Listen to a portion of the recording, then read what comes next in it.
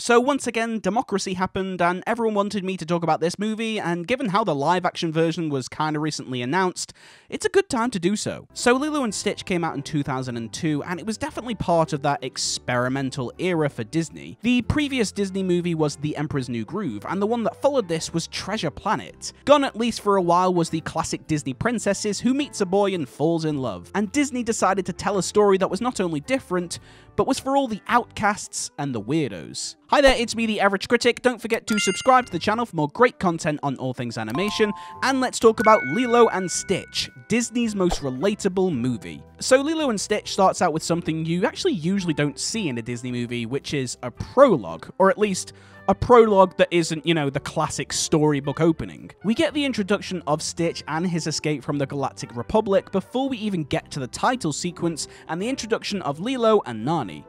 And this is massively where the film stands out from any other Disney movie. We don't have a story about two people falling in love, we have a story about two sisters, who act like sisters. Dinky, like you! God, are you wrong? I'm already in my room!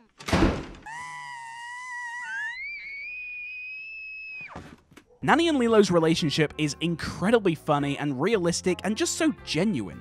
Their interactions go far beyond a film story because, honestly, this is how siblings act. I love that they fall out and make up in their own way, and they show that they both irritate each other to high heavens, but they love each other in the same way, but also how quickly it moves from hatred to love and vice versa. Obviously, Stitch is then introduced to the story, and given he's an alien from outer space, you would think the story would raise its stakes, making it larger than life, but it simply doesn't.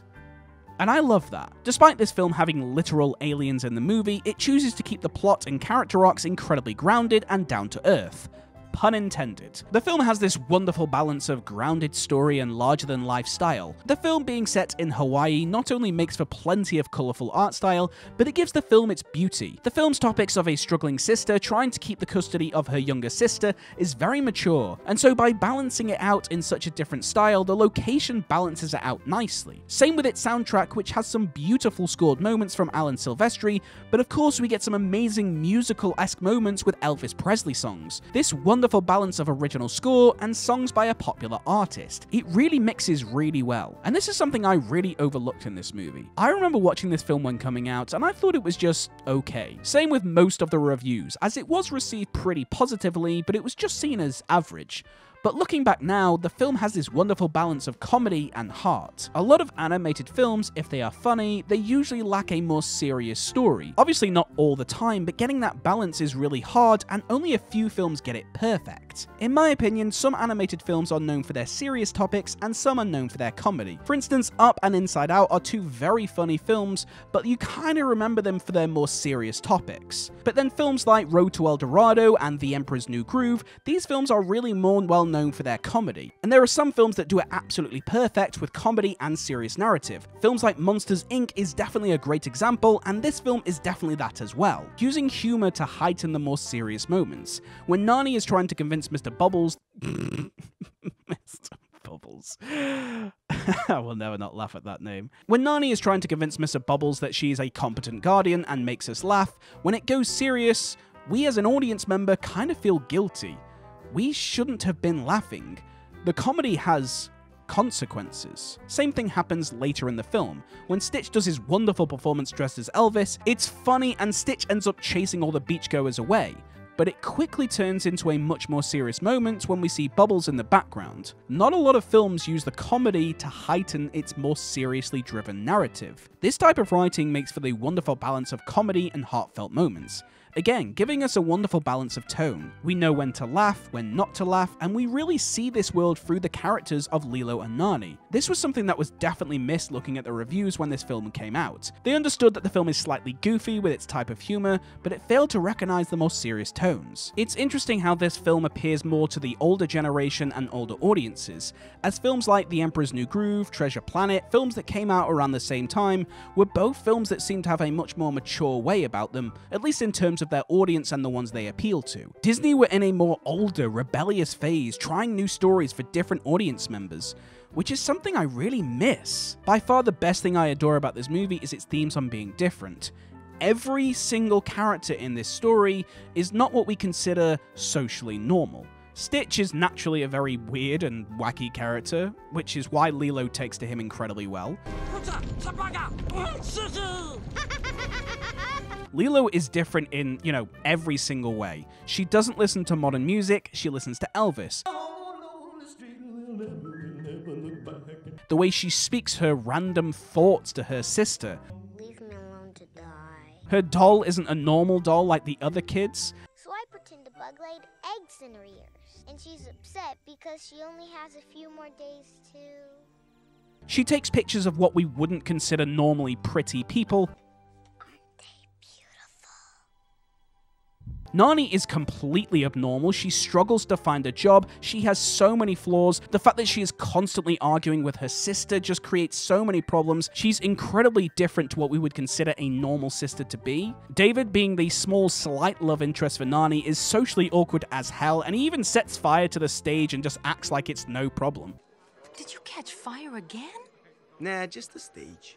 Mr. Bubbles, despite being one of the more serious roles, even though he's absolutely hilarious, who, despite just being a social worker, looks like he could snap me in half with his thumbs. But the whole film is about being different. Mr. Bubbles wants Nani, Lilo, and Stitch to fit into society and essentially be normal, but they simply aren't. It's incredibly heartbreaking when Lilo is about to be taken away, and we hear a wonderful line from Nani being that she's the only one who understands her sister, and by splitting them up, she would suffer for it. As someone who always felt different, and I'm sure there are many people in this world who never felt like they could properly fit into normal society, this type of message for the right people really hits home.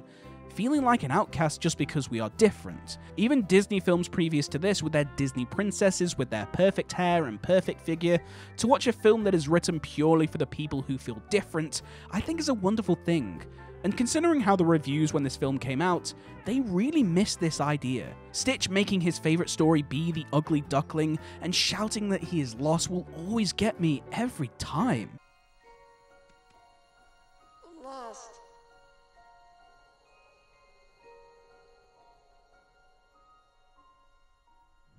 The importance of being different and how that made us feel is really powerful. And then of course we have the added meaning of Ohana, of having a family of people just like Stitch. This heightens the story incredibly well. As someone who grew up being different, finding those special people who are just like you, it means the world. I think if you don't understand this message, then you probably didn't grow up being different. But the fact that Disney did a film for the people that did, it makes for one of the most unique animated films ever. Despite the film having aliens in it, the film feels so grounded with its story and themes, making for one of the most relatable Disney films ever. Whether you relate to Lilo's vibes of life, My friends need to be punished. or Nani's adult frustration, And quieter! or Stitch just being good old Stitch. To the challenges of raising a child. The film tells a story for the outcasts, the freaks, the people who never fit in. But I think we can all take pride in being different together. At least, that's what I get from it. So after all that, it's going to get my professional rating of 8 out of 10. And my personal rating of 10 out of 10. I really can't find any faults with this movie on a personal level. It naturally speaks to me, and I love it. So thank you for joining me in this video. Let me know in the comment section how you feel about Lilo and Stitch. Did you watch this film when it came out, and how do you feel about it now? Have your opinions changed? Do you feel like this film was maybe just average when it came out, and now you're realizing it's probably one of the best Disney films ever made? If you enjoyed this video, make sure to subscribe to the channel for more great content on all things animation, and make sure to follow me on Instagram and TikTok. But thank you so much for watching me, and I will see you all in the next one.